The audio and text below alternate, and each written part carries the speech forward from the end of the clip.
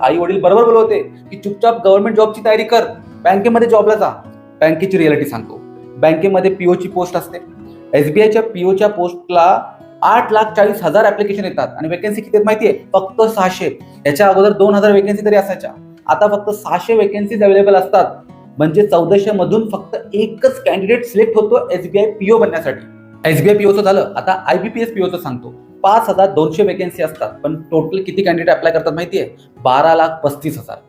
SSC CHL सारख्या पीओच्या पोस्टसाठी फक्त 1,211 vacancy available आहेत, पण अप्लाय करणारे 32,17,000 आहेत. म्हणजे 2,650 कॅन्डिडेट म्हणून फक्त एका कॅन्डिडेटला चान्सेस आहे जॉब मिळण्याचा. आता आरबीआय ग्रेड बीच्या पोस्टचं सांगतो. 94 पोस्ट अवेलेबल आहेत. अप्लाय करणारे कॅन्डिडेट किती असतात माहितीये? 5 ते 8 लाख कॅन्डिडेट आहेत.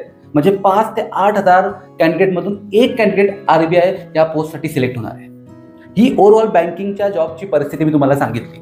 आणि आता तर काय, ह्या पोस्ट कमीच होत चाललेल्या आहेत, कारण की डिजिटल बँकिंग आलेलं आहे. भरपूर सारं बँकिंगचं काम आता ऑनलाईन होत चाललेलं आहे. त्यामुळे मॅन्युअल वर्क आता कमी होत चाललेलं आहे. मग ही परिस्थिती बँकेमध्ये कॉमर्स ग्रॅज्युएट किंवा बँकेच्या एक्झाम देऊन पास होणाऱ्या मुलांची आहे सध्या भारतामध्ये.